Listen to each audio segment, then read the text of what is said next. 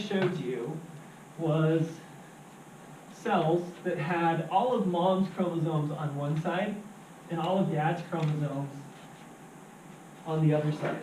Okay, so it looked something like this. We had 2 of mom's chromosomes, and I'll just draw 6 chromosomes here. And dad's chromosomes like this. Independent assortment says just because one of mom's chromosomes aligns on the left side doesn't mean that they all have to align on the left side. They can align, and they do align, independently from one another. And so it could be that we get 2 of mom's on the left and 1 of mom's on the right. Now what that's going to produce are daughter cells that have some random assortment of dad's chromosomes and mom's chromosomes. We've paired chromosomes together in the same cell that initially weren't together. There is a combination of mom and dad's traits, which should make some intuitive sense to us, right?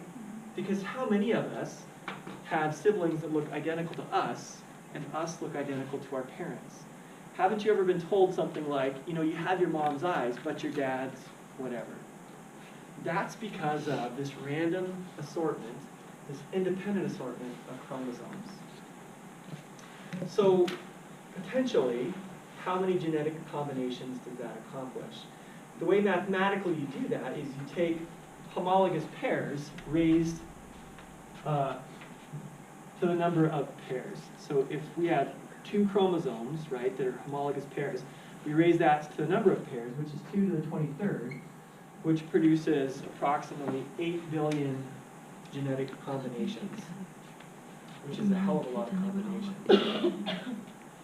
What that means is, when you're going through the process of gamete formation, there is a 1 in 8 billion chance that 2 gametes are going to be genetically identical. Very improbable. What's that? The twins are really awesome. Yeah. I'm saying. Yeah, they are, but that's not a product of this, right? That's a product of a zygote splitting, at least for identical twins. Wait, I have a question. Okay. Can you tell me again what genetic variation means? Sure. Genetic variation just means genetic differences between 2 individuals. Okay.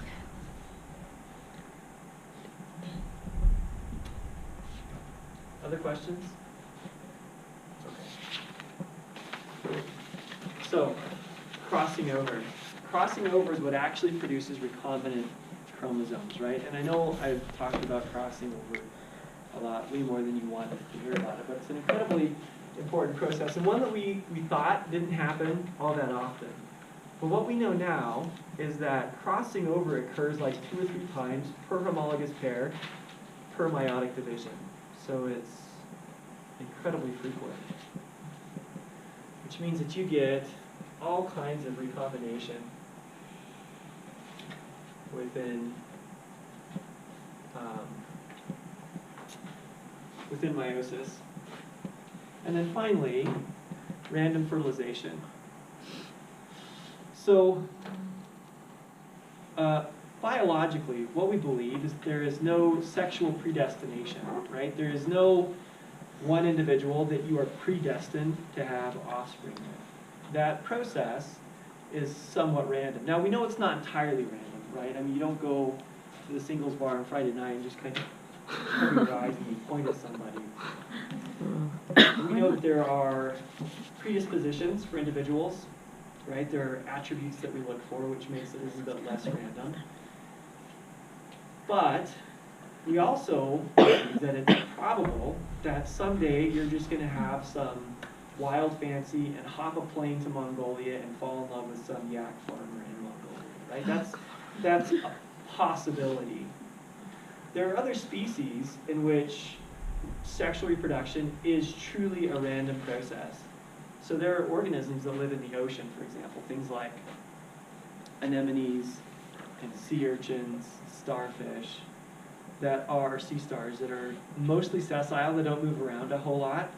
And the way that they reproduce is they just release their gametes up into the water column synchronously. So females will release eggs into the water column, and males will release sperm into the water column, and then they'll just all kind of swirled around, and then fertilization will occur. So next time you're swimming in the ocean, you get a little bit of water in your mouth. Think about that. fertilization portion. Yeah, exactly. But that process is truly random. That random fertilization also introduces incredible genetic diversity.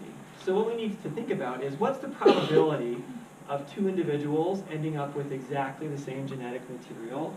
And the way that you calculate that is by taking 2 to the 23rd and multiplying that by 2 to the 23rd, or 8 billion times 8 billion, which is approximately 70 trillion.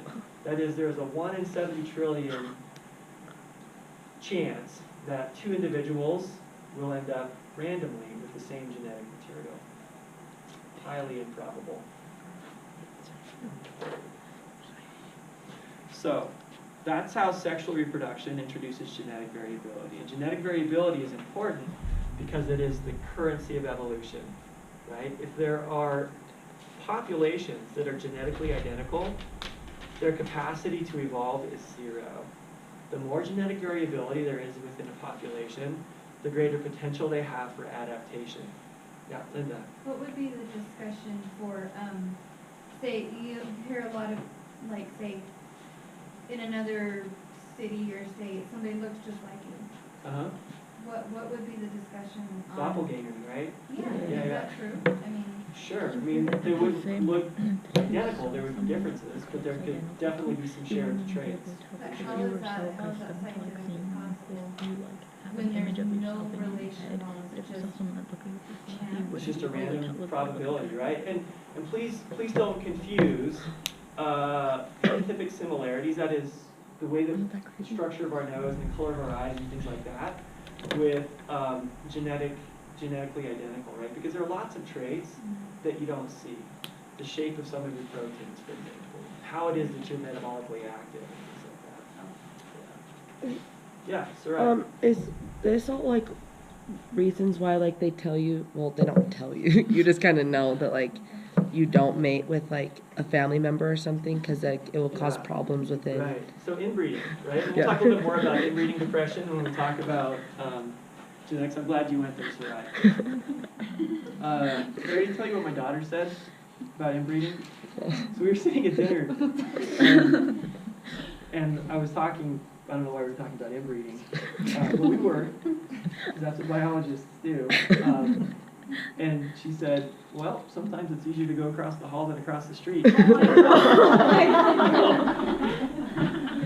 I have all daughters. So yes, the more genetically similar two individuals are, the less genetic variability there will be in their offspring, right? And it might be a daughter that you guys know. Some of you went to school with some of my daughters. But anyways, yeah, so the more genetically similar two individuals are, the more likely it is that their offspring are going to be genetically similar to them and to each other, right? And that's problematic because we'll talk about genetically recessive disorders. And with inbreeding, those recessive disorders become fixed within a population. Another really good example of that is the Ashkenazi Jews that we've talked a little bit about in the context of Tay-Sachs disease. Remember that was that disease, that lysosomal disorder? Because they had some ethnic affinity, there was way more interbreeding within the community than there was outside the community. And because they had a higher occurrence of that one gene, that gene became fixed within their population and actually increased in abundance relative to the larger Jewish nation. Yeah, so that's the problem with it. Okay, so let's talk a little bit about sex and how it is that sex could potentially have evolved. What we know about sexual reproduction is that metabolically it's incredibly expensive, right? Not just the production of gametes, but the actual process of sexual reproduction can be incredibly metabolically expensive. It can be incredibly dangerous. When you're engaged in sexual reproduction, generally speaking, that's what you're thinking about. And if you're exposed in the environment, then you're exposing yourself to all sorts of predation and parasitism risks. Additionally, with close contact, there is the probability of sharing parasites or diseases, viral or bacterial, right? And then finally, I've always mentioned genetic variability as a positive thing. And it can be. But there is also the possibility that you're going to get two combinations of genes that are bad. In fact, it's more likely to have bad mutations than it is to have good mutations. And so given all these costs, how is it then that sexual reproduction could have evolved? And there are three hypotheses that I'm going to want you to be familiar with for the exam. And the first of which is called the DNA repair hypothesis.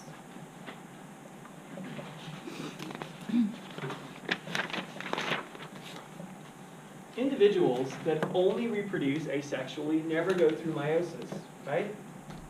And if they don't go through meiosis, then you're not going to get synapsis.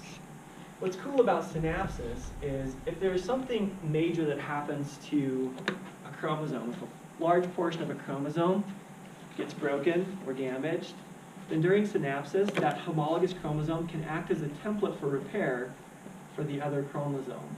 But that can only occur in meiosis and only occurs with sexual reproduction. So it could be that initially sexual reproduction evolved as a mechanism to repair damaged DNA.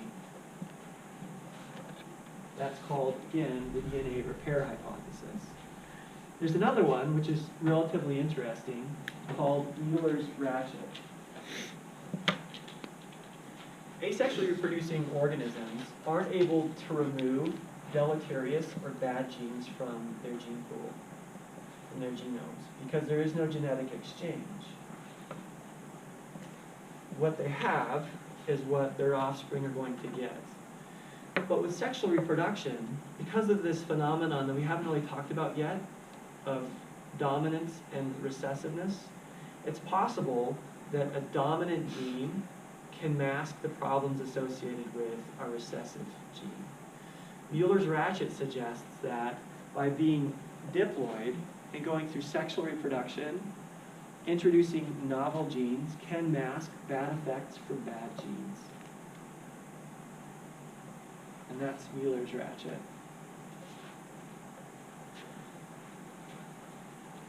The third and final hypothesis is called the Red Queen hypothesis. And this is a reference to Lewis Carroll's Alice in Wonderland. And I don't know if you've read the book. But Alice, while she's traveling around in Wonderland, comes up on top of this hill and she sees the Red Queen, the chess queen. And the chess queen, this Red Queen, is running as fast as she can at the top of this hill, but she's not moving anywhere. And Alice asks, "What are you doing?"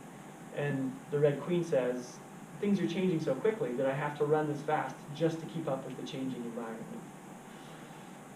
What the Red Queen hypothesis suggests is that populations are evolving as quickly as they can to keep up with a changing environment. Evolutionary time is very long, and evolutionary change is relatively slow. But we're evolving as fast as we can. And we're able to retain, thankfully, again because of this dominance and recessiveness idea, we're able to retain some characters that at one point in our evolutionary history were important, but currently are not. And maybe at some point in our evolutionary future, they will be important again. So the Red Queen hypothesis suggests that as a product of rapid evolution, we're able to retain some historically important characteristics that might be important in the future. And again, that those novel characteristics are introduced by this genetic combination or recombination as a product of sexual reproduction. Yeah, Mac. Could that also include natural selection? So if there's a favored gene, then that would... Absolutely, yeah. In fact, we think that the most important mechanism of evolution is natural selection. The environment producing some negative or positive selective pressure on some particular attribute. But the problem is, right, the environment is constantly changing. It doesn't necessarily change to me and to you, but over evolutionary time, it does change. And so what's important right now isn't necessarily what was important 100 million years ago, and won't be necessarily important 100 million years from now. Thank you. I hope that at some point we have an opportunity to talk about evolution, though I don't know that we will in the semester. Okay, so this is the end of meiosis.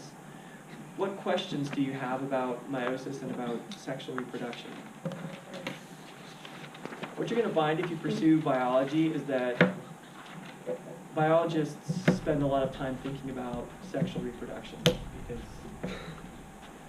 that's what we do. Okay, so what I want to do now is shift our attention from meiosis to genetics. And sorry, let me